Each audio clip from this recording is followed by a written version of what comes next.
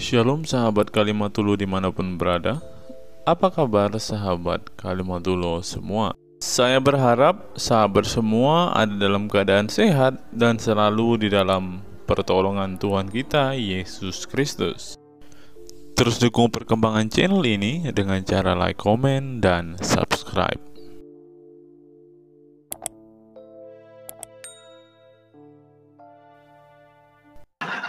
Tumben-tumbenan berani. Siapa yang takut sama kamu? Oke. Baik, ayo kita diskusi dengan baik ya. Tapi jangan kejam-kejam ya. Kenapa aku dari dulu baik-baik aja? Oke, baik. Ayo kita mulai ya. Kita mulai. Silakan. Ini tema kita ini nih. Saya manggilnya apa ini? Masa panggil Dayak gitu? Nanti kan nggak enak sama Dayak-Dayak yang lain yang Kristen-Kristen. Saya panggil apa ini? Kamu mau panggil aku apa? Panggil Mbak aja dah. Oke, ya. Mbak Mualaf. Oke, Mbak Mualaf. Begini. Saya ini sedang membahas ini bagaimana umat Islam itu kena prank. Karena ternyata tidak ada nama Muhammad di dalam Taurat dan Injil seperti yang dikatakan Al-Quran. Al-Quran berkata bahwa nama Muhammad tertulis di dalamnya, di dalam kitab Taurat dan Injil. Ada satu kisah bagaimana Umar ibn Khattab membawa-bawa lembaran Taurat dan Injil. Ketahuan sama Muhammad. Muhammad marah besar. Dia mukanya merah. Baru kali itu Muhammad marah besar sama Umar bin Khattab sampai mukanya itu berubah merah membara. Dia bilang begini. Edis. Waduh, saya lagi ngomong dipotong, kayaknya dia udah nggak kuat lagi. Mata lalat. Bukan gitu mata lalat. Saya panggil kamu mata lalat aja atau gimana? Ya terserah lah, mau mata lalat mau apa terserah. Yang penting saya membicarakan kepada kamu apa yang sungguh-sungguh terjadi di dalam agama Islam. Kalau memang Muhammad itu dinubuatkan dalam Taurat dan Injil, kenapa ketika temannya membawa Taurat dan Injil Muhammad marah-marah? Coba jelaskan kepada saya. Kamu tuh hanya bisa dongeng aja, Edis. Dan yang kamu katakan itu semuanya itu tidak ada kebenaran. Oke, baik, saya tunjukkan sama kamu ya. Tinggal tunjukkan datanya aja. Oke, baik, saya tunjukkan. Kenapa tidak ada tertulis di dalam kitab Taurat dan Injil? Itu karena yang kalian punya itu adalah kitab yang palsu. Jadi karena tidak ditemukan berarti sekarang nuduh palsu. Pada kenyataannya memang iya, itu yang palsu. Makanya kalau kamu belajar itu yang setengah-setengah. Di zaman Muhammad kitab Taurat masih asli, gara-gara tidak ditemukan namanya berubah jadi palsu. Karena memang kalian suka yang palsu-palsu kan? Seperti wajahmu itu palsuan semua. Kok lari kemana-mana? Ini gimana sih? Ini bahasnya apa? Ini putus asa apa gimana? Karena memang sudah dengar Edis tentang kamu yang suka menyebarkan sesuatu yang kepalsuan seperti itu. Tidak perlu aku membukakan data-data yang valid untuk kamu. Bukakan data pun yang valid percuma. Oke, jadi ketika Umar bin Khattab membawa lembaran Taurat dan Injil, kenapa Muhammad marah? Yang kamu tahu apa di situ? Iya, makanya saya tanya dulu, kenapa dia marah waktu Umar membawa-bawa lembaran Taurat dan Injil, padahal nama Muhammad tertulis di sana? Mana datanya yang kau katakan seperti itu? Oke, baik. Kita bacakan ya. Karena kan selama ini kan jadi mualaf kan cuman ini aja, ikut-ikutan saja. Saya tunjukkan. Bagaimana Muhammad marah ya. Nih, saya tunjukkan hadisnya. Ya. Saya tunjukkan hadisnya. Sabar ya teman-teman ya. Nih. Saya balikan kamera saya. Bagaimana Muhammad marah kepada Umar gara-gara Umar membawa Taurat dan Injil. Nih, saya balikan kamera saya. Nih, saya balikan dulu kamera saya. Oke. Saya bacakan ya. Nih ya, ini tertulis nih, ini terus hadis riwayat Ahmad nomor 15. Nomor 15156. Nih, saya bacakan. Kita bacakan dari sini ya. Bentar, saya bacakan. Ini kalau kalian judulnya ya, ketika Nabi SAW menegur Umar yang membawa Injil. Dia tidak tahu selama ini jadi orang Islam dikerjain. Saya bacakan, nih. Nih, ya, dalam sebuah hadis diriwayatkan oleh Imam Ahmad dalam musnadnya Rasulullah bersabda. Ini bersabda kepada Umar bin Khattab. Apakah engkau ragu wahai Ibnu Khattab? Sungguh telah membawakan kepada kalian agama putih bersih. Seandainya Musa hidup di zaman ini, maka tidak ada pilihan baginya kecuali mengikuti aku. Ini ketika Umar bin Khattab membawa Taurat dan Injil, Muhammadnya malah marah. Dibilang katanya Umar bin Khattab ragu-ragu. Ketahuan karena namanya nggak ada di situ. Ayo, sekarang udah percaya? Percaya sama kamu Edi, sama aja. Percaya dengan kamu. Oke, jadi hadis ini bohong. Balikan lagi wajah kamu yang... Oke, baik, saya balikan lagi. Jadi kamu percaya bahwa hadis itu bohong? Yang bohong itu kamu, Edis. Karena Jadi kamu hadisnya selalu gimana? mencari Oke, sesuatu kalau yang gitu palsu. saya mau tanya sama kamu, hadisnya gimana? Yang bohong itu kamu, Edis, karena kamu selalu mencari sesuatu yang palsu. Berarti saya bohong. Oke, baik. Kita putarkan dari ceramah Ustaz saja ya. Bagaimana Umar bin Khattab pernah membawa lembaran Taurat dan Injil nih. Kamu bilang saya bohong. Waduh, sungguh kamu nekat yang nyata kalau seperti ini caranya nih. Saya bacakan kepada kamu nih. Ya. Edis, Nih. kamu kirim lagi, emang saya suruh kamu kirim. Apanya? Ini dengarkan nih, dengarkan. Dengarkan ya, nih. Munazzalna 'alaika al-kitab, dan kami turunkan kepada engkau Alkitab tibyanan likulli syai', sebagai penjelas bagi segala sesuatu. Kemudian dia membawakan sebuah hadis atau riwayat di sini asal dari Umar bin Khattab radhiyallahu anhu, ya, dari Nabi sallallahu alaihi wasallam tentang kisah Umar bin Khattab yang suatu hari memegang kitab Taurat. Taurat diturunkan kepada Nabi siapa? Nabi siapa? Nabi Musa alaihi salam. Baik, kita baca kisahnya. Wa rawa an-Nasa'i wa ghairuhu, yang diriwayatkan oleh atau Imam An-Nasa'i meriwayatkan dan selainnya. Dari Nabi sallallahu alaihi wasallam, dari Nabi sallallahu alaihi wasallam, annahu ra'a, bahwasanya Nabi sallallahu alaihi wasallam melihat fi yadi Umar bin Khattab radhiyallahu ta'ala anhu, di tangannya Umar bin Khattab radhiyallahu ta'ala anhu, waraqatan min at-Taurat, lembaran dari Taurat. Faqala, maka beliau bersabda,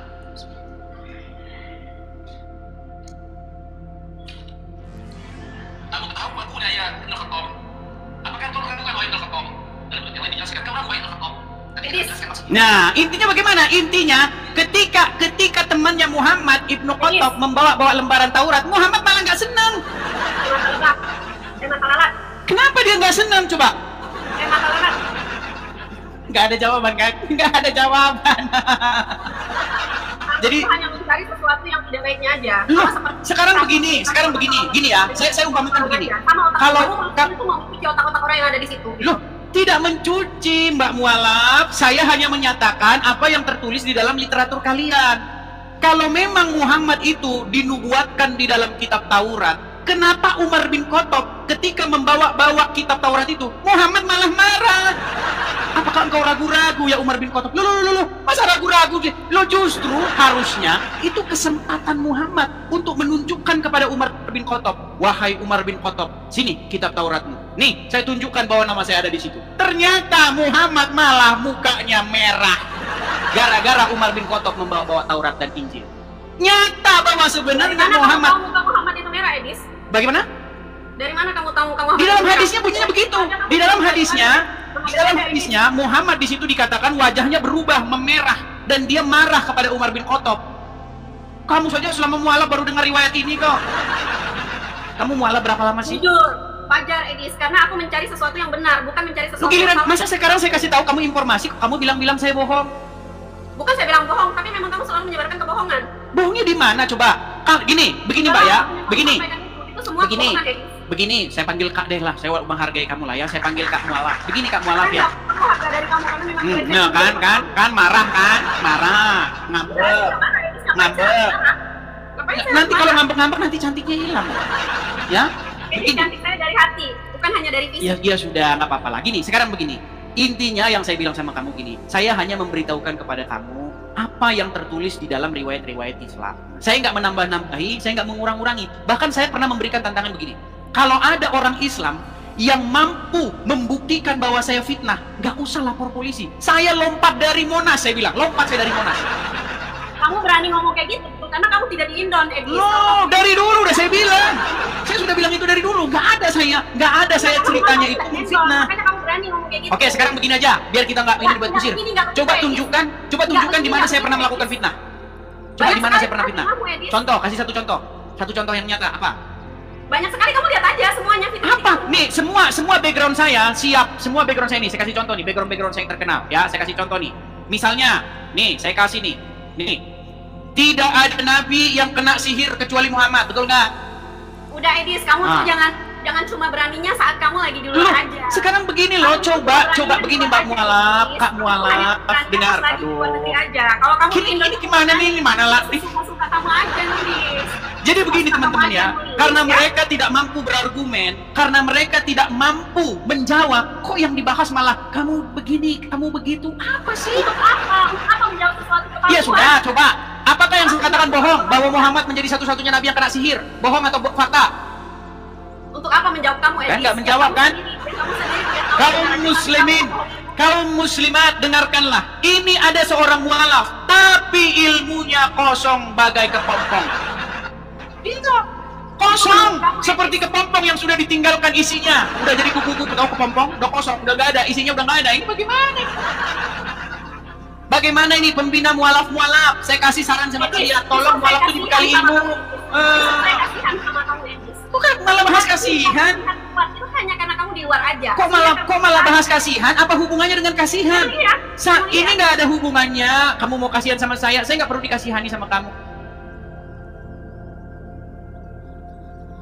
Tidak, benar atau tidak bahwasanya tidak ada nabi yang kena sihir? Kamu dengar aku dulu.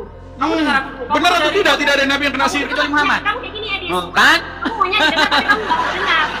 Oke, silakan coba. Kalau kamu merasa aku kosong, ngapain kamu ngikutin aku? Karena aku ada isinya. Kamu kan makanya yang datang ke sini. Banyak orang ngomong Kamu gini. yang datang ke kampus. Bang, coba bang ajak diskusi Dayak mualaf. Dia ngaku-ngaku mualaf, terus dia ngaku-ngaku ngerti Kristen, ngerti Islam. Sekarang giliran dipraktekkan, nggak ngerti apa-apa soal agama Islam. Dengan aku mengatakan diri aku Islam, dengan aku mengatakan diri aku Justru Islam. sekarang kita jadikan pembuktian. Ayo kita buktikan, apakah kamu betul-betul memiliki ilmu pengetahuan tentang agama Islam atau tidak? Dari tadi kita tanya nih, masalah Justru hadis, saya bangga dengan masalah kamu. hadis Muhammad yang marah kepada Umar bin Khattab, masalah hadis Muhammad kena sihir. Tapi nggak ada. Kamu memang mengakui. Nggak ada kamu menjawab. Edis. Ini 19.000 begini, di sini 19.000 orang ini di TikTok melihat, di YouTube belum lagi ada berapa ribu, ya. Coba tunjukkan kepada orang banyak khalayak ramai ini, coba. Apa jawabanmu ketika ada seorang Kristen seperti saya berkata, tidak ada nabi yang kena sihir kecuali Muhammad? Apa jawabanmu? Coba. Apa? Macet. Kalau yang saya begonya sangat bego. Memang itu ada. Ini namanya argumentum ad hominem. Tahu nggak argumentum ad hominem itu apa? Penjelasannya. Nah, seperti Edis nih, teman-teman. Di situ ada berapa, Edis? Tempat kamu, kata kamu? Ada berapa? Di sini 19.900, hampir 20.000. Ada berapa di situ, teman-teman? 20.000, udah dibilang 20.000. Lihat, saya nggak percaya sama Silakan. kamu. Nggak percaya karena memang Saya kalian nggak percaya sama kamu. Orang munafik ya kamu. kalian percayanya sama Abu Khori yang mengatakan Muhammad kena sihir. Gimana? Jikalau ada orang kafir membawa informasi kepada kamu, janganlah kamu langsung percaya dan jangan juga kamu langsung tidak percaya. Tapi diperiksa dulu. Ini kalian langsung nggak percaya apapun yang diberitakan oleh kafir, maka tidak dipercaya. Nggak boleh begitu jadi orang Islam. Janganlah kebencianmu terhadap suatu kaum membuat kamu tidak adil terhadap mereka. Betul? Janganlah kebencian kamu terhadap suatu kaum membuat kamu tidak adil terhadap mereka. Betul? Betul nggak? Ini malah 20.800 orang sekarang. Hampir 21.000. Yuk, di hadapan 21.000 orang. Apakah jawaban seorang mualaf ketika disuguhkan fakta bahwa Muhammad menjadi satu-satunya nabi yang kena sihir? Silakan. Udah gelagapan dia. Ayo, silakan. Jangan kabur. Jangan telepon Zulkifli M. Abbas atau Nur Alim. Atau suruh saja lah, telepon Adi Hidayat boleh, telepon Abdul Somad boleh. Ayo, silakan. Siapa yang mau ditelepon? Bahkan saya menantang Abdul Somad Adi Hidayat untuk diskusi dengan saya. Ayo. Nggak level mereka lawan kamu, Edis, orang sama. Bilang aja takut. Kotoran kayak kamu ngapain, Edis? Dari tadi, gini. Oke, saya jawab. Dari tadi, macam-macam logik falasi, macam-macam kesesatan logika. Salah satunya adalah argumentum ad hominem. Tahu nggak argumentum ad hominem itu apa? Nggak tahu, namanya juga mualaf. Oke, argumentum ad hominem adalah sebuah argumen kecacatan berpikir. Dia bukan membantah argumennya, tapi dia bantah orang yang ngomong. Gara-gara yang ngomong orangnya hitam, gara-gara yang ngomong orangnya dekil, makanya argumennya menjadi salah. Apa itu logika macam apa kayak begitu? Justru itu begini keren, begini itu keren. Jadi begini ya, Dayak mualaf. Mereka Dengarkan. kurang ajar nih pakai tombak-tombak nih ya. Aku udah kena peringatan ya, kurang ajar kalian. Nah, kan? Itu karena kamu argumentum ad hominem, tidak menjawab pertanyaan, tapi malah kabur dia teman-teman. Dia saksi mata ya. Kalian menjadi saksi bahwasanya dia kabur. Nah, jadi yang inbox saya mengenai Dayak mualaf ya, sekarang sudah tertunaikan keinginan kalian. Bang, coba sekali-kali masuk tuh komalnya Dayak mualaf tuh. Wah, udah. Sudah kalian lihat bagaimana apa yang terjadi. Meninggal dunia dia, saudara-saudara. Nggak ada jawaban. Ditanya masalah Muhammad kena sihir, malah ngomong, kamu itu ya Ini begini ya, ini malah ngomongin fisik, apa hubungannya? Ditanya, Muhammad ketika Umar bin Khattab membawa lembaran Taurat, dia marah sama Umar bin Khattab, marah. Padahal apa di dalam Al-Quran dikatakan? Wahai orang-orang yang beriman. Apa kata ayat Al-Quran? Disuruh kalian beriman. Ya, ada ayatnya dalam Al-Quran. Kami beriman kepada apa yang diturunkan oleh kamu, kepada Taurat dan Injil. Disuruh beriman. Tapi ketika Umar bin Khattab membawa lembaran Taurat dan Injil, Muhammadnya malah marah. Ini saya umpamakan kayak begini. Saya kasih umpama begini. Ada sebidang tanah. Oke? Ada sebidang tanah. Nah, lalu ada orang bilang begini. Nama saya tertulis sebagai pemilik tanah itu. Ya? Tertulis itu, tolong, nama saya. Ada orang BPN. Ya kan? Datang bawa sertifikatnya. Ketika orang BPN datang bawa sertifikat, "Hai, apakah kamu tidak percaya nama saya tertulis di sana?"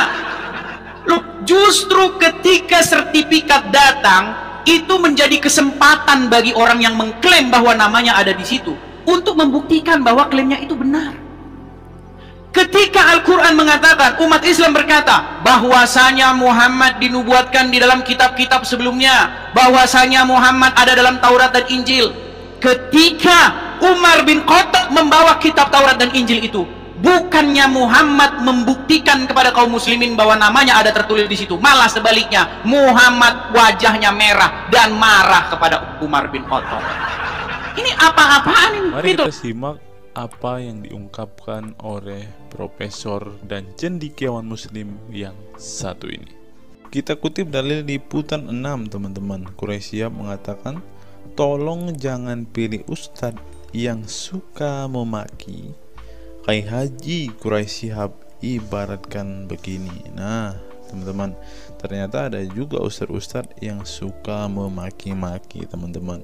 Bisa jadi ini adalah salah satu oknum yang dikatakan oleh Habib Kribo tadi, teman-teman, di mana mereka seakan-akan orang yang paling beriman, paling beragama, dengan kepalanya ada titik hitam dan juga jenggotnya sampai panjang ke lantai, kata Habib Kribo tadi kan, teman-teman.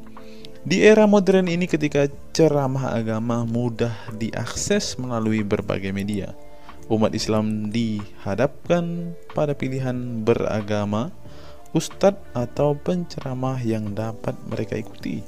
Namun tidak semua pendakwah menggunakan cara yang sejuk dan penuh hikmah dalam menyampaikan pesan agama. Menanggapi fenomena ini, wah, ini ternyata sebuah fenomena nih, teman-teman. Berarti sudah sering terjadi nih, teman-teman. Profesor Kiai Haji Quraisy Shihab, seorang cendekiawan muslim, terkemuka menekankan pentingnya memilih ustadz yang tidak memaki-maki dalam dakwahnya. Quraisy Shihab mengingatkan bahwa dakwah adalah ajakan kepada kebaikan yang harus disampaikan dengan cara yang baik pula. Ia menekankan pentingnya mencontoh akhlak Nabi Muhammad SAW yang selalu lemah lembut dalam menyampaikan ajaran Islam. Mengutip sabda Nabi Muhammad, barang siapa yang beriman kepada Allah dan hari akhir, hendaklah ia berkata baik atau diam. Ayahanda presenter Naswa Shihab menegaskan bahwa ini adalah pedoman penting bagi para pendakwah. Kata-kata yang baik dan penuh hikmah lebih efektif dalam menyentuh hati dan menggerakkan orang untuk berubah ke arah yang lebih baik. Dalam dakwah, seringkali ditemukan penceramah yang menggunakan kata-kata yang keras dengan alasan untuk menegur atau mengingatkan umat. Namun, Profesor Quraisy Shihab mengingatkan bahwa cara ini justru bisa menimbulkan antipati dan menjauhkan orang dari ajaran agama Islam yang seharusnya penuh kasih sayang dan rahmat. Menukil Islam.co, Quraisy Shihab menjelaskan hal yang menarik ketika ditanya seseorang terkait kriteria ustadz yang tepat untuk dijadikan panutan atau sebagai penceramah. Mantan rektor lain, sekarang UIN, Syarif Hidayatullah Jakarta, ini menjelaskan dengan penuh kasih ibarat seorang bapak menasihati anaknya. Pilihlah ustadz yang menganut paham moderat Anda tidak akan mendengar makian, tutur mantan Menteri Agama ke-16 masa Presiden Soeharto ini. Quraisyah menjelaskan bahwa Ustadz yang wasatiyah akan terbuka untuk dikritik dan tidak fanatik dengan satu pandangan dan menilai pandangan yang orang lain salah. Quraisyah menjelaskan bahwa Ustadz wasatiyah akan terbuka untuk dikritik dan tidak fanatik dengan satu pandangan dan menilai pandangan orang lain salah. Ustadz yang wasatiyah memahami bahwa jalan menuju agama itu besar dan memiliki jalan-jalan kecil untuk menuju jalan besar itu. Karena dalam rincian ajaran agama yang Tuhan tanyakan adalah hasilnya, misalnya 5 tambah 5 10, tapi bisa juga 7 tambah 3 lanjutnya. Salah satu ciri Ustadz yang wasatiyah menurutnya adalah berpengetahuan luas. Ustadz yang berpengetahuan luas akan mampu menilai dan menghargai suatu pendapat, sedangkan Ustadz yang sempit pengetahuannya akan mudah menyalahkan. Semakin luas pengetahuan seseorang, semakin besar toleransinya. Semakin sempit, semakin bodoh tandasnya. Nah, teman-teman muslim, silahkan kalian mau milih Ustadz yang modelnya seperti ini. Karena Ustadz yang berilmu itu seperti yang dikatakan oleh Bapak Quraisyah ini, bahwa mereka pasti adalah orang yang sangat toleransi.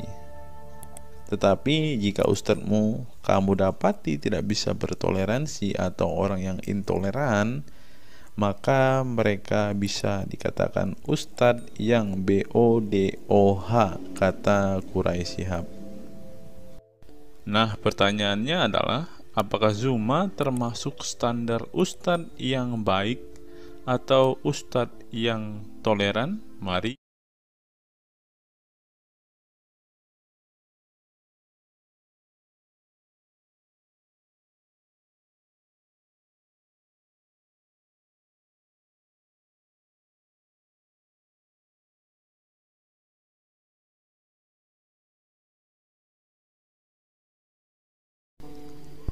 Google, mengapa Rasulullah disebut sebagai nabi penutup?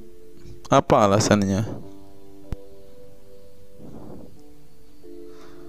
Alasannya mengapa Nabi SAW disebut Rasul terakhir adalah karena Allah SWT telah menunjukkan langsung sebagai penutup para nabi dan rasul. Hal ini tercantum dalam Al-Quran yang merupakan firman Allah. Di sini dituliskan, mengapa Muhammad atau Nabi SAW disebut Nabi terakhir? Mari kita baca ya. Katamul Anbiya merupakan salah satu julukan Nabi Muhammad yang berarti penutup para nabi, sesuai dengan firman Allah SAW dalam surat Al-Ahzab ayat 40 yang berbunyi, artinya Muhammad itu sekali-sekali bukanlah bapak dari seorang laki-laki di antara kamu, tetapi dia adalah Rasul Allah dan penutup nabi-nabi, dan adalah Allah Maha mengetahui segala sesuatu. Nabi Muhammad SAW merupakan nabi terakhir yang Allah utus untuk menyempurnakan agama-agama sebelumnya. Al-Quran merupakan kitab Allah yang menyempurnakan kitab-kitab sebelumnya, sehingga tidak perlu ada kitab lain karena Al-Quran merupakan kitab Allah yang menyempurnakan kitab-kitab sebelumnya, sehingga tidak perlu ada kitab lain karena Al-Quran sebagai kitab terakhir. Maka dapat diartikan bahwa tidak ada lagi nabi setelah Nabi Muhammad SAW. Nabi Muhammad SAW sebagai nabi terakhir juga didukung dengan dalil lainnya, yaitu surat Al-Sab 61 ayat 6. Dan ingatlah ketika Isa bin Maryam berkata, "Hai Bani Israel, sesungguhnya aku adalah utusan Allah kepadamu, membenarkan kitab sebelumku, yaitu Taurat, yang memberikan kabar gembira dengan datangnya seorang Rasul yang akan datang sesudahku yang namanya Ahmad dalam tanda kurung Muhammad. Menurut Syekh Al-Zairi dalam kitab Al-Jawahir dan Al-Kalamiyah, alasan kenapa Nabi Muhammad SAW dijadikan Nabi terakhir adalah hikmah terputusnya para Nabi itu untuk menyeru umat manusia agar beribadah kepada Allah, menunjukkan mereka ke jalan yang lurus dalam urusan kehidupan duniawi dan ukhrawi, memberitahu kepada mereka tentang hal-hal yang tidak dapat dicapai oleh penglihatan mereka, dan memberitahu keadaan yang pemikiran mereka belum sampai, dan menetapkan dalil yang meyakinkan serta menghilangkan syubhat keserupaan yang tidak benar. Adapun hubungan dakwah Nabi Muhammad SAW dengan nabi-nabi terdahulu ialah terbangun atas dasar sebagai penguat dan penyempurna dakwah nabi-nabi sebelumnya. Oleh karena itu, semua para nabi selalu dibangun atas dasar dua pondasi utama, yaitu akidah, syariat, dan akhlak. Dari segi kaidah, dari segi akidah, semua ajaran yang dibawa oleh para nabi, mulai dari Nabi Adam alaihissalam sampai Muhammad SAW, adalah sama. Tidak ada beda antara nabi satu dengan nabi yang lainnya. Semuanya mengajarkan keimanan terhadap keesaan Allah SWT, yaitu dengan membersihkan dari segala sifat yang tidak layak baginya, dan mengimani adanya hari kiamat serta adanya surga dan neraka. Maka dari itu, semua para nabi menyerukan kepada kaumnya masing-masing antara dasar iman kepada Allah, dan semua para nabi setelahnya saling membenarkan ajaran yang telah dibawa oleh para nabi sebelumnya. Adapun dari segi syariat yang mengatur tatanan kehidupan masyarakat dan individu terhadap perbedaan dalam metode dan kuantitasnya antara satu nabi dengan yang lain. Hal itu disebabkan karena syariat tersebut dalam ranah pelaksanaan, bukan sebuah pengabaran seperti akidah. Perkembangan zaman dan perbedaan bangsa yang satu dengan bangsa yang lainnya turut mempengaruhi syariat mereka satu sama lain. Diutusnya satu nabi itu adalah khusus untuk umatnya pada waktu itu, bukan umum untuk semua manusia. Sebuah hukum syariat terbatas dalam ruang lingkup yang sempit sesuai dengan umatnya pada waktu itu secara khusus. Nah, dari bagian pertama ini kita mengetahui, teman-teman, mengapa Rasulullah ini dikatakan sebagai nabi penutup, karena Rasulullah juga mengajarkan kepada keesaan Allah, teman-teman. Nah, seperti yang terus di sini, semuanya mengajarkan keimanan terhadap keesaan Allah SWT, yaitu dengan membersihkan dari sifat segala yang tidak layak baginya dan mengimani adanya hari kiamat dan adanya surga dan neraka. Salah satu alasan mengapa Rasulullah disebut sebagai nabi penutup adalah ini, teman-teman. Mari kita lihat fakta berikutnya. Menurut kumparan, teman-teman, alasan mengapa Rasulullah SAW disebut nabi terakhir, teman-teman, mari kita simak ya. Saya berharap teman-teman tidak bosan mendengar setiap fakta-fakta yang kita bukakan ini, karena dengan melihat fakta-fakta ini setidaknya kita belajar, teman-teman, dan dapat memaklumi mengapa sih saudara-saudara muslim kita itu sangat-sangat menjunjung tinggi Rasulullah, teman-teman. Mari kita simak. Nabi Muhammad SAW adalah nabi yang ke-25 dalam Al-Quran. Sebagai umat Islam, kita diwajibkan mempercayai bahwa tidak ada rasul lain setelah kematian Nabi Muhammad SAW. Sebenarnya, mengapa Nabi SAW disebut rasul terakhir? Bukan tanpa alasan Allah SWT memilih Nabi Muhammad SAW sebagai rasul terakhir, sehingga kita dilarang untuk mempercayai bahwa adanya rasul setelah Nabi Muhammad SAW meninggal dunia, bahkan sampai memiliki cara pandang berbeda dengan beliau. Nah, jadi teman-teman kita, saudara-saudara kita tidak percaya ada nabi setelah Nabi Muhammad, teman-teman. Terlebih ada yang Nabi yang membawa ajaran-ajaran yang berbeda dari apa yang diajarkan oleh Rasulullah. Berikutnya, alasan dibalik Nabi Muhammad SAW disebut Rasul terakhir. Nabi Muhammad SAW ditunjuk menjadi Rasul terakhir Allah SWT dan mendapatkan Al-Quran yang merupakan kitab sempurna dari kitab-kitab sebelumnya. Nah, mereka percaya juga kitab mereka adalah kitab yang paling sempurna. Karena kitab-kitab sebelumnya tidak sempurna, maka disempurnakan oleh Al-Quran, teman-teman. Artinya, wahyu yang sudah diterima Nabi Muhammad SAW sudah terputus sejak beliau meninggal dunia. Ibnu Katsir menjelaskan, ini merupakan nikmat Allah Subhanahu wa Ta'ala yang terbesar atas umat ini. Allah Subhanahu wa Ta'ala telah menyempurnakan untuk mereka agama mereka, sehingga mereka tidak lagi membutuhkan agama selain agama mereka. Mereka tidak pula membutuhkan nabi selain nabi mereka. Oleh karena itu, Allah Subhanahu wa Ta'ala menjadikannya sebagai penutup para nabi. Allah Subhanahu wa Ta'ala mengutus beliau kepada manusia dan kepada jin. Nah, jadi teman-teman, Rasulullah juga bukan hanya dikirim kepada umat muslim, kepada manusia-manusia yang percaya dan memutuskan untuk memeluk agama Islam saat ini, ternyata juga kepada para jin, teman-teman. Allah Subhanahu wa Ta'ala berfirman, artinya Muhammad itu sekali-kali bukanlah bapak dari seorang laki-laki di antara kamu, tetapi dia adalah Rasulullah dan penutup nabi-nabi, dan adalah Allah Maha mengetahui segala sesuatu. Dikutip dari buku situs-situs dalam Al-Quran oleh Syarifuddin al-Fikri, para ahli bahasa memberikan makna terhadap kata ma dalam surat Al-Ahzab ayat 40 dengan al-istitsaku wal ma'u, yang artinya memastikan dan menolak sesuatu. Sehingga Al-Quran menyebutkan bahwa Nabi Muhammad SAW sebagai khatam an-nabiyin, artinya pasti tidak ragu beliau seorang nabi terakhir dan menolak orang mengaku di kemudian hari. Adapun alasan dibalik Nabi Muhammad SAW sebagai Rasul terakhir dijelaskan oleh Syekh Al-Zairi dalam Al-Jawahir Al-Kalamiyah.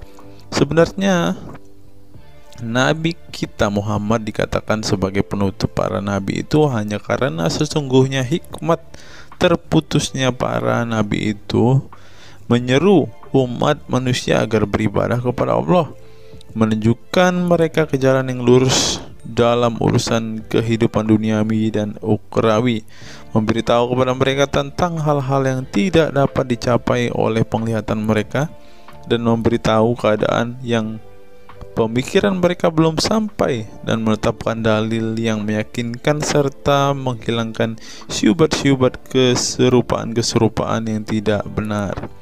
Karena itu, umat manusia tidak memerlukan lagi kepada nabi sesudah Nabi Muhammad, sebab syariatnya telah mencapai batas kesempurnaan. Dan dari alasan inilah tampak jelas tentang rahasia terusnya beliau untuk seluruh umat manusia, dan keberadaan beliau sebagai manusia yang paling utama dalam segi fisik serta halaknya. Demikianlah penjelasan singkat mengenai Nabi Muhammad SAW sebagai Rasul terakhir. Semoga dengan mengetahuinya dapat menambah meneladani beliau sebagai sosok yang sempurna. Yang perlu diingat, jangan menghujat ya teman-teman. Mengutip sindonews.com, inilah ke-10 keistimewaan Rasulullah. Yang pertama, air liur Rasulullah menjadi obat. Dari Sahl bin Sa'ad berkata, saat Rasulullah dan para sahabat akan berperang di Khaibar, Rasulullah bersabda bahwa ia akan memberikan bendera kepada seorang pria yang cinta dan dicintai oleh Allah dan Rasulnya, dan Allah akan memberikan kemenangan. Rasulullah mencari Sayyidina Ali, akan tetapi para sahabat mengatakan bahwa Ali sedang mengalami sakit mata. Rasulullah memerintah para sahabat untuk mendatangkan Ali kepada beliau. Kemudian Rasulullah meludahi kedua matanya dan mendoakannya. Seketika itu sakit matanya sembuh seakan-akan tidak ada bekas sakit sebelumnya. Kemudian sahabat Talq bin Ali mengaku pernah digigit kalajengking di kakinya. Lalu Nabi meludahi kakinya dan mengusapnya. Seketika hilang sakit dan berhenti darahnya keluar. Talq bin Ali mengatakan, aku digigit oleh kalajengking ketika aku di dekat Nabi Muhammad, lalu beliau meludahi kakiku dan mengusapnya. Yang kedua, rambut beliau membawa berkah. Sahabat Khalid bin Walid radhiyallahu anhu tak pernah kalah di medan perang. Di setiap perang, Khalid selalu meraih kemenangan dan membuat nyali musuh ketakutan. Ternyata penyebabnya tak lepas dari keberkahan rambut Nabi Muhammad yang selalu dia bawa ketika perang. Rambut beliau juga dijadikan sebagai obat bagi orang sakit. Yang ketiga, keringat Nabi Muhammad menjadi minyak wangi. Anas bin Malik menceritakan keberkahan keringat Nabi Muhammad sebagai minyak wangi. Beliau mengatakan, Nabi masuk ke rumah kami dan beliau qailullah, tidur siang di tempat kami. Ketika tidur itu Nabi berkeringat, kemudian ibuku datang membawa botol dan keringat Nabi Muhammad ditampung ke dalam botol itu. Kemudian ketika Nabi bangun dari tidurnya, beliau bertanya kepada ibuku, wahai Ummu Sulaim, apa yang sedang engkau perbuat? Ummu Sulaim mengatakan, ini keringatmu wahai Rasulullah, aku jadikan minyak wangi dan ini adalah minyak wangi yang paling wangi. Yang keempat, tidak memiliki bayangan. Asyadid Muhammad bin Alawi Al-Maliki dalam kitabnya Mafahim Yazid Antus Hahaha menyebut di antara kekhususan Nabi Muhammad adalah tidak memiliki bayangan. Karena memang beliau adalah cahaya dan cahaya tidak pernah memiliki bayangan. Nabi tidak memiliki bayangan meskipun ada sinar matahari. Ini didukung oleh doa Nabi yang meminta kepada Allah untuk dijadikan sebagai cahaya. Hal ini disebutkan oleh Imam Muslim dalam hadis yang menjelaskan tentang bacaan Nabi dalam doa sujudnya. Ya Allah, jadikanlah di dalam hatiku cahaya, di pendengaranku cahaya, dalam penglihatanku cahaya, di sebelah kananku cahaya, di sebelah kiriku juga cahaya, di depanku cahaya, dan di belakangku cahaya, serta di atasku cahaya, juga di bawahku cahaya, dan jadikanlah untukku cahaya. Dalam riwayat lain juga disebutkan, jadikanlah aku cahaya. Yang kelima, tidak pernah menguap. Dalam kitab Al-Qashais Al-Kubra, Imam Asyuyuti menyebutkan riwayat Nabi Muhammad yang sepanjang hayat tidak pernah menguap. Ditakris oleh Imam Al-Bukhari dalam kitabnya Al-Tariq dan juga Ibnu Abi Saibah dalam Musannafnya, dan dari Isa Ibnu Sa'ad dari Yazid bin Al-Asham, beliau berkata bahwa Nabi Muhammad tidak pernah menguap sama sekali. Yang keenam, hati beliau tidak pernah tidur. Keistimewaan lainnya adalah kedua mata beliau tertidur, namun tidak demikian dengan hati beliau. Suatu waktu Nabi Muhammad pernah ditanya oleh istrinya Sayyidah Aisyah tentang tidurnya selepas sholat witir. Wahai Rasulullah, apakah engkau tidur setelah sholat witir? Beliau menjawab, betul Aisyah, sesungguhnya mataku tertidur dan tetapi hatiku tidak pernah tidur. Ini sejalan dengan apa yang disebutkan beliau bahwa para nabi tidaklah tidur kecuali hanya mata mereka saja yang terpejam. Hati mereka tidak pernah tidur dari berzikir kepada Allah Ta'ala. Dan begitu juga para nabi tidur hanya matanya saja, sedangkan hatinya tidak pernah tidur. Yang ketujuh, jubah beliau sembuhkan orang sakit.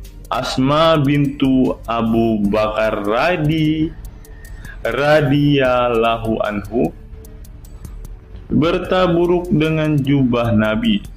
Dari Abdullah bin Kaisan berkata, diperlihatkan kepadaku sebuah jubah tayalisah dari Kisra dan kerahnya berbahan dibaj. Juga kedua sisinya dijahit dengan dibaj. Asma berkata kepada budaknya, "Wahai Abdullah, jubah ini dahulu ada pada Aisyah hingga ia wafat. Setelah Aisyah wafat, aku pun mengambilnya. Dulu Rasulullah sering memakai jubah ini. Kami pun biasa mencuci jubah ini dengan air untuk menyembuhkan orang yang sakit." 8. Darah bekam Nabi diminum sahabat. Darah Rasulullah benar-benar barokah. Sahabat Abdullah bin Zubair radhiyallahu anhu pernah meminum darah Nabi. Diceritakan Abdullah datang kepada Rasulullah ketika beliau sedang berbekam. Setelah Rasulullah selesai, maka beliau memberikan darah berbekam itu sambil berkata, "Pergilah dan sembunyikan darah ini dari manusia." Maka aku pergi dan meminum darah itu. Selepas itu aku mendatangi Rasulullah kembali. Lalu Rasulullah bertanya, "Apa yang kamu lakukan?" Abdullah menjawab, "Aku sudah sembunyikan darah itu di tempat yang tidak boleh dilihat oleh manusia." Baginda Nabi berkata lagi, "Jangan-jangan kamu telah meminumnya?" Beliau menjawab, "Ya, aku telah meminumnya, wahai Rasulullah." Setelah meminum darah itu, Nabi Muhammad berkata kepada Abdullah, "Sungguh engkau telah menjaga dirimu dari api neraka." Yang ke-9, tidak pernah ihtilam atau dalam tanda kurung mimpi basah. Ihtilam adalah keluarnya air mani karena sebab mimpi atau fantasi. Di Indonesia sering disebut dengan mimpi basah. Dan itu tidak pernah terjadi pada Nabi Muhammad. Dalam kitab hadis Al-Mu'jam Al-Kabir, Imam At-Tabarani mengeluarkan sebuah riwayat dari Ibnu Abbas bahwasannya Nabi Muhammad tidak pernah ihtilam atau mimpi basah. Yang ke-10 yang terakhir, teman-teman, dapat melihat dan mendengarkan ringkihan langit. Dari sahabat Abu Dzar, Nabi Muhammad bersabda, "Sesungguhnya aku melihat apa yang kalian tidak lihat, dan aku mendengar apa yang kalian tidak dengar, ringkihan langit. Dan memang pantas langit bersuara ringkih, karena di setiap jarak 4 jari di langit ada malaikat yang menaruh keningnya dan sujud kepada Allah. Demi Allah, seandainya kalian mengetahui apa yang aku ketahui, kalian akan sedikit tertawa dan banyak menangis." Keistimewaan lain dari Nabi Muhammad disebutkan ketika beliau buang air tidak ada bekasnya sama sekali. Dalam kata lain, semua kotoran beliau ditelan bumi, tak sedikit pun yang tertinggal. Beliau juga mampu melihat ke belakang dengan jelas sebagaimana beliau melihat ke depan. Itulah ke-10 keistimewaan Nabi Muhammad yang juga menjadi bukti kenabian beliau. Rasulullah adalah manusia sebagaimana umatnya, akan tetapi Allah menjadikan beliau sebagai manusia yang tidak seperti manusia pada umumnya.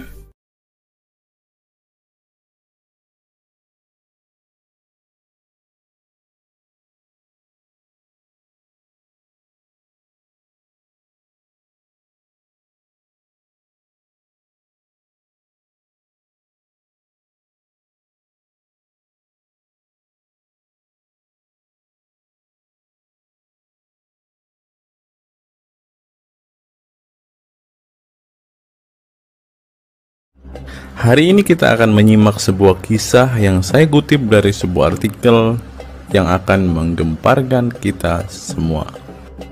Karena kisah ini berisi sebuah cerita tentang para sahabat Nabi Muhammad yang katanya masuk surga. Bagaimana mungkin para sahabat ini bisa masuk surga? Sedangkan junjungan mereka sendiri pun tidak mempunyai kepastian surga. Seperti yang diungkap Bapak Quraisy Shihab berikut ini. Tidak benar, saya ulangi, tidak benar bahwa Nabi Muhammad sudah dapat jaminan surga. Mendengar apa yang dikatakan Bapak Quraisyab tadi, jelaslah bahwa Rasulullah pun tidak pasti masuk surga. Bagaimana mungkin para sahabat masuk surga jika sang junjungan sendiri tidak punya kepastian surga? Memang sedikit aneh sih teman-teman. Nabi tidak pasti masuk surga, tapi para sahabat masuk surga. Mungkinkah para sahabat lebih baik dari sang Nabi? Untuk itu, mari kita simak kisah para sahabat Nabi berikut ini dan temukan alasan mengapa mereka bisa masuk surga. Kisah sahabat Nabi Muhammad SAW yang dijamin masuk surga oleh Allah SWT. Semua manusia pasti menginginkan masuk surga Allah SWT, namun tidak semua jiwa bisa masuk surga. Ada banyak tantangan dan perjalanan yang sangat panjang yang harus dihadapi umat Islam hingga mendapat kesempatan ala SWT untuk masuk surga. Itu juga belum tentu langsung masuk surga. Mungkin harus ke neraka untuk menghapus dosa-dosa terlebih dahulu. Meski demikian, kita bisa belajar dari kisah sahabat Nabi Muhammad SAW yang dijamin masuk surga Allah. Mereka tidak begitu saja mendapat tempat yang keindahannya kekal abadi. Berbagai ujian keimanan dan fisik dalam mengarungi kehidupan mereka di jalan Allah SWT. Siapa sajakah sahabat Nabi SAW yang dijamin masuk surga? Simak selengkapnya dalam ulasan berikut ini. Kisah sahabat Nabi Muhammad SAW yang dijamin masuk surga. Dalam sebuah hadis terdapat 10 sahabat Nabi SAW yang masuk surga. Hadis tersebut berasal dari Abdurrahman bin Auf radhiyallahu anhu. Ia berkata, Rasulullah SAW bersabda. Adapun kisah 10 sahabat Nabi yang dijamin masuk surga yang dikutip dari buku biografi 10 sahabat Nabi yang dijamin masuk surga karya Sujai Fadil 2020. Yang pertama, Abu Bakar As-Siddiq. Abu Bakar As-Siddiq dikenal sebagai manusia terbaik setelah Nabi Muhammad SAW. Beliaulah orang pertama yang beriman kepada Nabi SAW, menemaninya dan membenarkan perkataannya. Ketika Nabi Muhammad SAW meninggal dunia, beliaulah yang dipilih menjadi imam dan melanjutkan kepemimpinan sebagai khalifah. Yang kedua, Umar bin Khattab. Sahabat Nabi Muhammad SAW selanjutnya yang dijamin masuk surga adalah Umar bin Khattab. Dedikasi beliau kepada agama Islam sangatlah besar. Walaupun sebelum ia memutuskan untuk beriman kepada Nabi Muhammad SAW, ia ingin membunuhnya. Setelah masuk agama Islam, Umar bin Khattab menjadi orang yang paling berani dan mendapat gelar Al-Furuq yang memiliki arti pembeda antara yang benar dan yang salah. Yang ketiga, Utsman bin Affan. Utsman bin Affan merupakan saudagar kaya raya, namun kekayaan tersebut tidak membuatnya sombong, namun kebalikannya. Utsman menggunakan hartanya untuk zakat, sedekah, dan infak. Setelah meninggalnya Umar bin Khattab, beliau melanjutkan kepemimpinannya dan juga melanjutkan tugas untuk menyusun mushaf Al-Quran. Yang keempat, Ali bin Abi Thalib. Ali bin Abi Thalib merupakan sepupu dari Nabi Muhammad SAW, sehingga beliau banyak belajar Islam dari usianya sejak kecil. Ali bin Abi Thalib pernah ditinggal Nabi Muhammad SAW saat perang Tabuk untuk menjaga para wanita dan anak-anak. Setelah meninggalnya Utsman bin Affan, beliau meneruskan kepemimpinannya. Namun di masa kepemimpinannya banyak sekali pertentangan dan perpecahan kelompok dengan pemikiran masing-masing. Talhah bin Ubaidillah. Meski tak seterkenal para khulafaur rasyidin, namun beliau merupakan sosok perlindung bagi Nabi Muhammad dalam perang Uhud dengan menangkis anak panah dengan tangannya hingga kehilangan jari-jarinya. Selain itu, Talib bin Ubaidillah disanjung karena kebaikan hati dan sedekah beliau. Yang keenam, Zubair bin Awam. Zubair bin Awam merupakan orang pertama yang berani mencabut pedangnya di jalan Allah SWT saat ia menduga ada orang musyrik yang sewenang-wenang kepada Nabi Muhammad SWT. Perjuangannya untuk masuk ke Islam tidaklah mudah. Beliau sempat disiksa oleh pamannya sendiri agar tidak mengikut Nabi Muhammad SAW. Yang ketujuh, Abdurrahman bin Auf. Abdurrahman bin Auf merupakan seorang saudagar yang kaya raya. Walaupun seorang yang berlimpah harta, beliau banyak menggunakan hartanya untuk kaum muslimin. Ketika mendengar bahwa dirinya akan masuk surga, Abdurrahman bin Auf khawatir apakah layak masuk surga dan merasa dirinya bukanlah siapa-siapa. Yang kedelapan, Sa'ad bin Abi Waqqas. Sa'ad bin Abi Waqqas merupakan paman Nabi Muhammad SAW dari ibunya.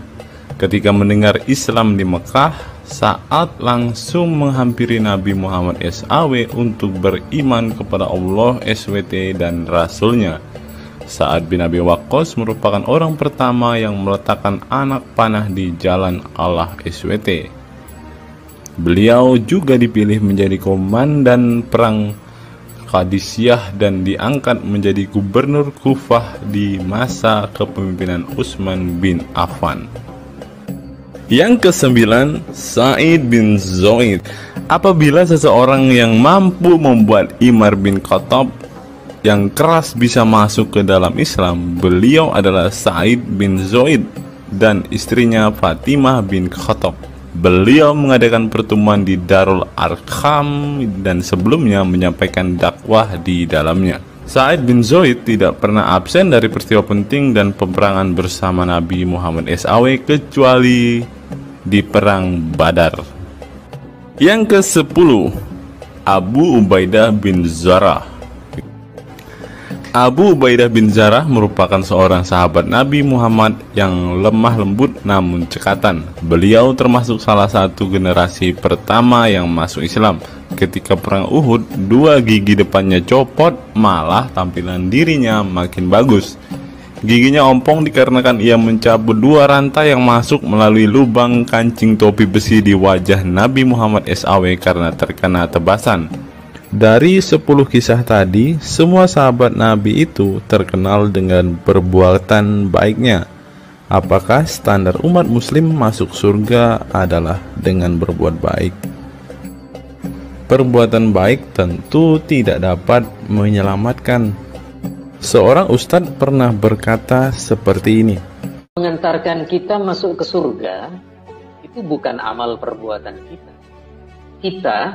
Kita semua masuk ke dalam surga Allah kelak itu lantaran mendapat anugerah dari Allah dan mendapat rahmat dari Allah. Jadi bukan karena amal ibadah kita. Apa tanggapan teman-teman setelah menyimak kisah ini?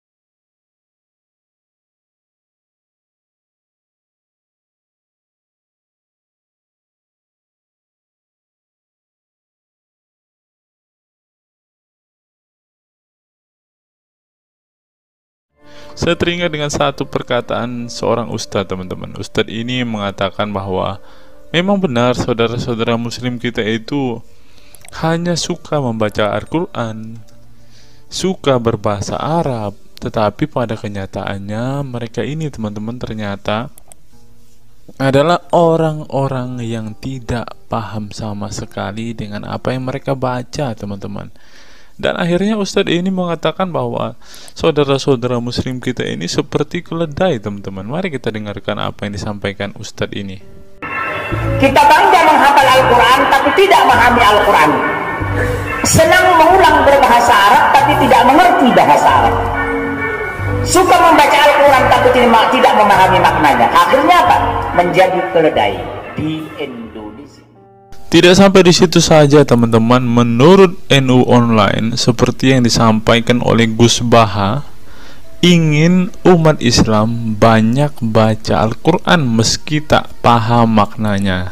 Teman-teman bisa baca sendiri ya judul artikel ini. Artikel ini mengatakan seorang Gus ingin umatnya itu semua umatnya dia ingin bahwa mereka harus mau dan rajin membaca Al-Quran, teman-teman. Walaupun ya pada kenyataannya apa yang mereka baca mereka tidak ketahui. Apa yang mereka baca mereka tidak tahu maknanya, teman-teman. Mari kita dengarkan dan lihat apa isi dari artikel yang diransir oleh NU Online ini, teman-teman. Jakarta, NU Online. Rais Syuriah Pengurus Besar Nahdlatul Ulama PBNU Kiai Haji Ahmad Bahaudin Nur Salim yang biasa dikenal dengan Gus Baha mengingatkan umat muslim atau umat Islam untuk memperbanyak membaca Al-Quran meski tidak memahami maknanya. Waduh, gak bahaya kah ini? Ustadznya mengatakan harus baca saja Al-Quran walaupun tidak paham. Wah, bisa-bisa umat Islam jadi keledai se-Indonesia nih, seperti yang dikatakan Ustadz yang barusan tadi. Karena semuanya disuruh baca, disuruh hafal, tidak peduli tahu atau tidak arti dan maknanya. Aduh, gimana ini teman-teman? Sebagai kitab suci, Al-Quran harus lebih dekat dengan umat Islam. Cara mendekatinya bisa dengan mempelajari dan memahami kandungan Al-Quran atau membacanya. Membaca Al-Quran lebih bernilai ibadah, terutama di bulan suci Ramadan. Saya paling sangat ingin di Ramadan ini banyak membaca Al-Quran, baik membaca secara qiraatan saja atau lebih jelasnya.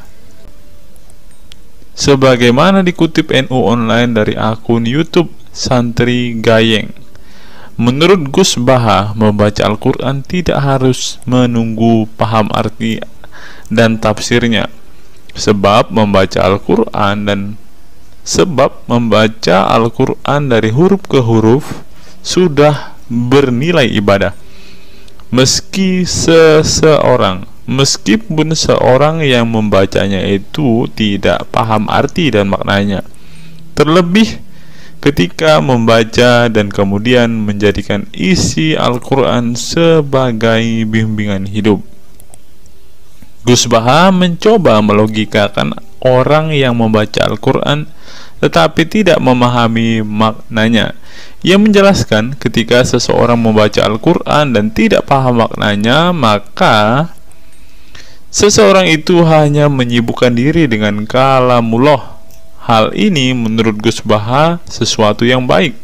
Tetapi Ustadz yang tadi mengatakan kalau hanya bisa membaca tetapi tidak ngerti maknanya, mereka sama dengan keledai di Indonesia. Nah, sekarang umat muslim bingung nih harus ngikutin yang mana, mau jadi keledai atau hanya menjadi pembaca tetapi tidak tahu apa-apa nih. Lanjut teman-teman. Efek dari kesibukan dengan kalamullah itu pasti tidak melakukan maksiat. Tetapi kalau kita melihat ya, kalau ada satu contoh kasus yang terjadi di pesantren kemarin kan teman-teman, di artikel yang kita baca sebelumnya, bahwa kejadian atau hal yang bersangkut paut dengan maksiat ini terjadi di dalam pondok pesantren, teman-teman. Bagaimana ini Gus Baha? Kalau Anda mengatakan bahwa ketika orang sibuk dengan membaca Al-Quran dengan kesibukan membaca kalamullah dan bisa terhindar dari melakukan hal-hal maksiat, tapi kok di pondok pesantren malah terjadi maksiat nih Gus Baha, bagaimana ini? Lanjut, saya beri contoh, meskipun membaca saja dan tidak paham artinya itu tetap baik. Ada orang yang semalaman itu duduk bersama keluarga, ngobrol ringan tentang masa lalu, cerita lucunya atau lucunya anaknya. Pada malam itu ditulis oleh malaikat bahwa keluarga ini tidak maksiat, tidak dugem, tidak narkoba, dan tidak ke tempat maksiat. Jelasnya Gus Baha mengatakan keberkahan dari seorang muslim atau muslimah menyibukkan diri bercengkrama bersama keluarga, asik guyon dengan teman dan tetangga adalah tidak melakukan maksiat dan tidak macam-macam, apalagi jika saat itu membaca Al-Quran. Hal ini sesuai dengan kajian ilmu usul fikih yang dipelajari Gus Baha dari Al-Makfurlah Kiai Haji Maimun Zubair. Ia menegaskan bahwa di antara kebaikan agama Islam adalah meninggalkan itu adalah pekerjaan yang tidak butuh modal. Gus Baha menjelaskan, apabila seseorang ingin mendapat pahala sholat, maka harus sholat. Kalau ingin mendapat pahala haji, maka harus haji. Namun ada kebaikan yang tidak perlu modal, yaitu meninggalkan kemungkaran. Caranya cukup meninggalkan hal-hal yang dilarang Allah. Cara meninggalkan kemungkaran bisa dengan bercengkrama dengan keluarga, baca Al-Quran, bercanda dengan teman, dan hal positif lainnya. Sehingga kalau ada orang yang tanya, kenapa baca Al-Quran meskipun tidak paham itu dapat pahala? Satu, karena itu kalamullah. Kedua, sebagai kebaikan itu adalah meninggalkan kemaksiatan. Meninggalkan itu bisa dilakukan dengan hal-hal mudah. Ini pentingnya ngaji. Saya ngaji usul fikih dengan Kiai Haji Maimun, abahnya Gus Yasin, katanya. Gus Baha mengaku sejak kecil ia sudah terbiasa membaca dan mempelajari Al-Quran, bahkan hingga saat ini. Kebiasaan Gus Baha mempelajari Al-Quran yang berlangsung puluhan tahun ini membuatnya memiliki kecintaan yang mendalam dengan kitab suci yang diturunkan kepada Nabi Muhammad itu. Ia juga membaca banyak literatur klasik maupun modern untuk memahami Al-Quran. Kemudian melakukan diskusi dengan banyak pakar Al-Quran dari berbagai daerah dan negara tentang berbagai tema. Tetapi syukur-syukur bacanya Al-Quran itu paham. Artinya paham sesuai dengan kapasitas masing-masing. Saya mulai kecil hingga sekarang masih ngaji Al-Quran, masih belajar, juga masih terus mencari ilmu. Ucap pengasuh pondok pesantren Tahfidzul Quran LP3 IA Rembang, Jawa Tengah itu. Nah teman-teman, setelah mendengarkan apa yang dikatakan Ustadz Munzir Situmorang dan juga Gus Baha ini, taulah kita sekarang mengapa ketika ada debater Islam yang berdebat dengan saudara-saudara apologet Kristen kita, mereka tidak paham sama sekali dengan Quran mereka, dengan hadis mereka, karena ya seperti ini teman-teman. Membaca Al-Quran, menghafal Al-Quran itu adalah sebuah ibadah bagi kepercayaan mereka teman-teman. Walaupun mereka tidak paham apa yang mereka baca, walaupun mereka tidak mengerti sama sekali apa yang mereka baca teman-teman, yang penting dibaca saja, itu adalah sebuah amal baik. Nah teman-teman, kita belajar bahwa ketika apologet Kristen berdebat dengan para apologet Islam atau dengan para polemikus Muslim, inilah yang terjadi teman-teman. Mereka tidak paham sama sekali ketika mereka ditanya isi hadis dan Qur'annya. Karena pada intinya atau pada kenyataannya, seperti pengakuan dua ustadz ini tadi, bahwa memang benar umat muslim itu hanya senang membaca, hanya suka membaca, hanya suka mengimani, tetapi tidak paham sama sekali dengan apa yang mereka baca dan imani teman-teman. Sebagai contoh teman-teman, kita kalau melihat perdebatan antara Gurunda Zuma dengan apologet Kristen ya, ketika Zuma ditanyakan ayat-ayat Al-Quran atau hadis-hadisnya, Zuma pasti tidak pernah menjelaskan ayat dan hadis itu teman-teman. Alasannya ya kita tahu ya, sekarang ternyata memang Zuma pun ternyata hanya hafal, hanya suka membaca, tetapi tidak paham dan tidak mengerti sama sekali dengan apa yang mereka baca dan hafalkan teman-teman. Ya, jadi kita bisa ambil kesimpulan bahwa orang-orang model seperti ini sama seperti keledai di Indonesia, seperti yang diungkapkan oleh Ustadz Munzir Situmorang tadi, teman-teman.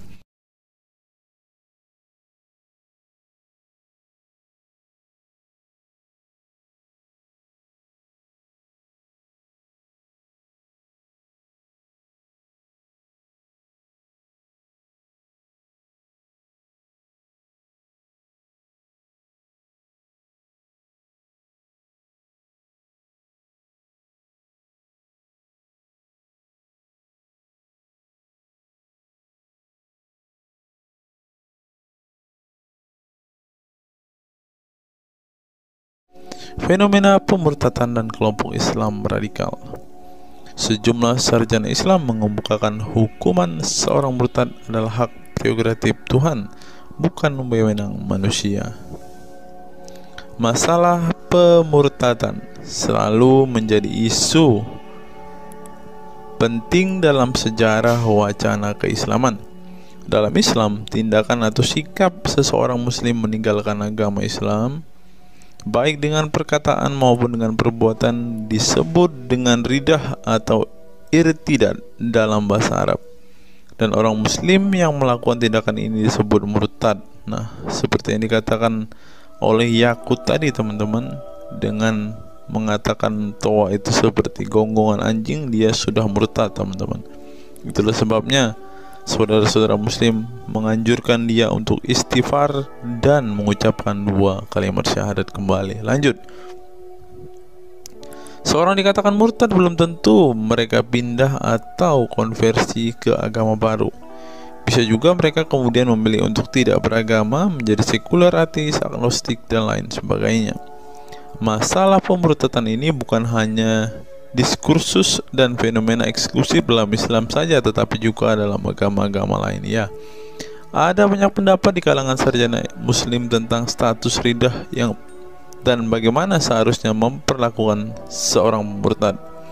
Ada yang berpendapat ridah adalah masalah kepolitikan, bukan masalah teologi keagamaan, sehingga orang yang keluar dari Islam murtad tidak perlu dikenai hukuman apapun, termasuk hukuman pembunuhan.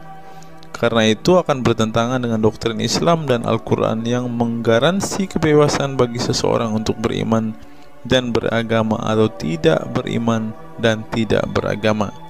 Bagi mereka, sejarah hukuman pembunuhan bagi orang-orang yang keluar dari Islam lebih mengacu pada fenomena dan alasan sosial politik belaka. Dengan kata lain, kata murtad bagi mereka mengacu pada pengertian pembangkangan politik ketimbang pemberontakan teologis. Tak ada konsensus mengenainya. Tetapi ada pula yang berargumen bahwa masalah pemurtadan adalah masalah teologi keagamaan, sehingga orang yang mendeklarasikan diri keluar dari Islam harus dihukum bunuh seperti yang dipraktikkan oleh generasi Islam pasca wafatnya Nabi Muhammad. Menariknya, sejumlah sarjana Islam terkemuka, baik klasik maupun kontemporer, baik Sunni maupun Syiah, sebut saja seperti Muhammad bin Ahmad al-Saraki, Abu al-Walid al-Baji, Ibrahim al-Naqi, Ibnu al-Human, Buharuddin al-Mahinani, hingga Ali Goma, Husin Ali Mutazir, Zafir Ahmad Gamidi, dan Torik Ramadan menyatakan tidak ada konsensus dari para ulama tentang hukuman bunuh bagi seorang murtad. Mereka juga menegaskan bahwa hukuman seorang murtad adalah hak prerogatif Tuhan, bukan wewenang manusia. Nah, sekarang kalau kita melihat, ada seorang ustadz mengatakan, siapa namanya itu, Abdul Somad, bilang bagi yang murtad darahnya halal. Nah, gimana ya dengan Abdul Somad ini, teman-teman? Dia sudah tidak menghidupi apa yang diajarkan oleh pendahulu-pendahulunya, teman-teman. Lanjut, masalah sejarah dan fenomena pemurtadan dalam Islam ini dengan baik dikupas oleh Abdullah Said dalam Freedom of Religion, Apostasy and Islam, atau Taha Jabir Al-Wani dalam Apostasy in Islam, A Historical and Scriptural analisis. Tulisanku ini tak bermaksud membahas secara lebih dalam dan detail tentang pemurtadan ini, tetapi ingin menyajikan sejumlah fenomena pemurtadan di kalangan masyarakat Islam kontemporer, di mana banyak orang-orang yang memilih keluar dari Islam bukan lantaran menghadapi peliknya masalah teologi keislaman misalnya, melainkan dikarenakan telah muak menyaksikan perilaku Islam itu sendiri, khususnya kalangan muslim ekstremis. Nah, ini juga yang buat saudara-saudara kita muslim murtad, teman-teman. Nggak tahu ya Abdul Somad termasuk orang yang Islam atau muslim yang ekstremis atau enggak ya, karena dia bilang siapa yang murtad darahnya halal. Bisa jadi Somad salah satu Islam ekstremis. Berikutnya, faktor trauma. Bagi kelompok Islam militan konservatif, pemurtadan adalah tindakan haram dan kaum murtad harus dibunuh. Tetapi mereka tidak menyadari bahwa banyak kaum Islam yang memilih menjadi murtad justru karena mereka trauma dengan perilaku brutal kelompok radikal Islam itu sendiri. Lihat misalnya penuturan sejumlah mantan muslim dalam buku Living Islam, Apostate Speak Out, yang diedit oleh Ibnu Warak, nama samaran seorang pensiunan Islam kelahiran Rajkot, India. Dalam buku yang sangat provokatif ini, sejumlah ex-muslim bersuara keras memberi kesaksian tentang kebobrokan perilaku kelompok muslim radikal di negara-negara yang mayoritas berpenduduk muslim seperti Pakistan, Bangladesh, Aljazair, Iran, Afghanistan, dan lain sebagainya. Para penulis buku ini sebelumnya merupakan para sarjana aktivis muslim yang taat saleh sampai akhirnya mereka menyaksikan momen-momen mengerikan dalam hidup mereka hingga akhirnya mereka menyatakan goodbye pada Islam. Lihat teman-teman, mereka ini adalah saksi keekstriman Islam, teman-teman.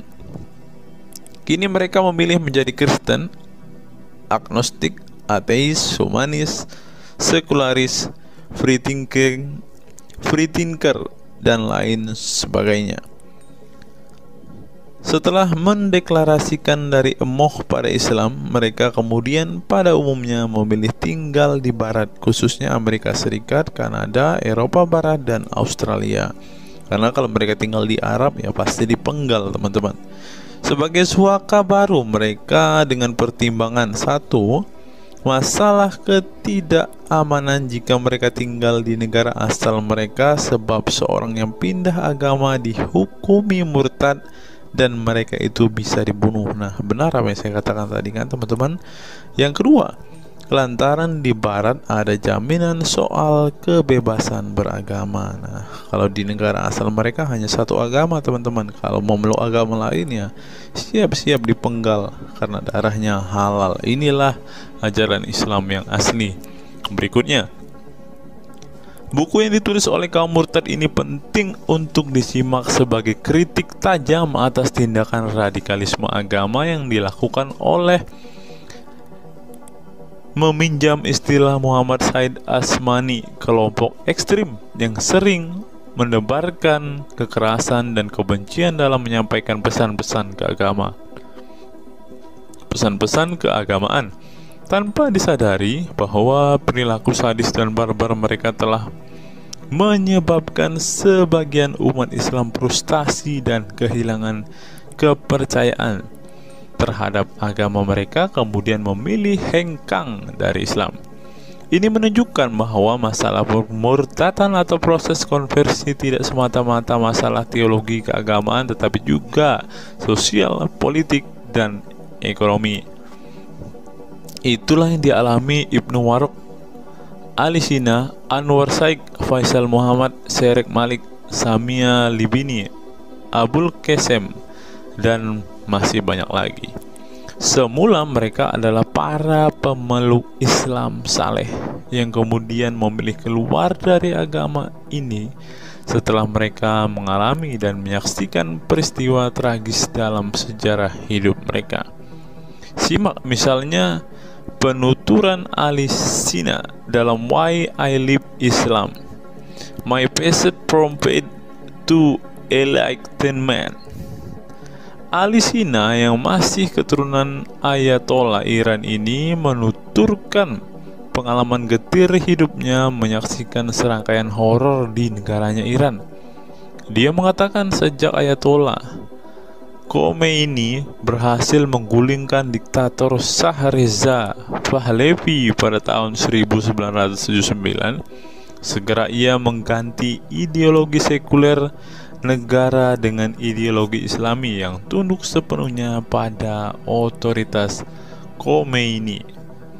Masih menurut Ali Sina, alih-alih ingin menegakkan kedaulatan Tuhan, dalam praktiknya yang terjadi justru penegak kedaulatan Khomeini, di mana melalui agen rahasianya yang bernama Saza Mene Atelaat Fa Amniate Keskharar yang disingkat Sefak, dia dan para pendukungnya menghancurkan siapapun yang tidak mau tunduk pada otoritas politik keagamaannya, termasuk bekas sekutunya.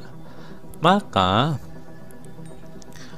pada saat Imam Khomeini berkuasa, kata Sina, nyawa pun menjadi sangat murah. Ribuan orang Irak dibunuh sebagai efek perang teluk antara Iran-Irak. Ribuan pengikut Bahai Faith disiksa dengan tuduhan murtad, dan ribuan penduduk Iran yang menolak otoritas politik dan agama sang imam dipenjara. Nasib kaum perempuan lebih tragis lagi. Sebelum dibunuh, mereka diperkosa oleh tentara syariat dengan alasan sebagai imbalan pembangkangan kepada sang ayatollah sekaligus tiket menuju surga. Oh, ngeri teman-teman, tiket menuju surga. Peristiwa tragis semasa rezim Khomeini ini membuat Ali Sina trauma dan kehilangan kepercayaan terhadap Islam sehingga ia memilih murtad. Sekarang ia mendirikan Faith Freedom Foundation untuk mengadvokasi orang-orang yang ingin meninggalkan Islam. Selain Ali Sina, pengalaman getir juga dialami oleh Abul Qasim Bangladesh, Sherak Malik Pakistan, Anwar Shaikh Pakistan Bertain, Nadia dari Maroko, Samia Libina dari Tunisia, Azad dari India, dan masih banyak lagi. Setelah mengalami dan menyaksikan sejumlah peristiwa tragis kekerasan agama yang dilakukan kaum muslim radikal di negara mereka, mereka kemudian hijrah ke iman yang baru. Memang tidak bisa dipungkiri di negara-negara berbasis Islam itu telah terjadi sejumlah peristiwa sadis yang dilakukan sekelompok rezim muslim militan dan kaum radikal agama demi ambisi politik kekuasaan mereka. Atas nama agama dan penegakan syariat Islam, mereka melakukan serangkaian teror dan kekerasan terhadap kelompok minoritas dan lawan-lawan politik agamanya. Penulis perempuan Mesir Bat Ye'or telah menunjukkan dengan baik sebagian dari sejarah gelap radikalisme kelompok militan konservatif terhadap kaum minoritas ini dalam buku The Decline of Eastern Christianity Under Islam From Jihad to Dhimmitud. Dalam buku ini, dia berpendapat bahwa konsep dhimmi, khususnya Kristen dan Yahudi yang secara literal mengacu pada definisi protected people, orang-orang yang dilindungi, dalam realitasnya justru menjadi kelompok yang diperas, dieksploitasi karena di samping dipaksa membayar pajak pada pemerintah, mereka tidak pernah menikmati hak-hak sipil sebagai warga negara. Di negara-negara berbasis syariat Islam, mereka memang menjadi warga negara kelas 2, kalau bukan malah tidak berkelas lagi. Wah.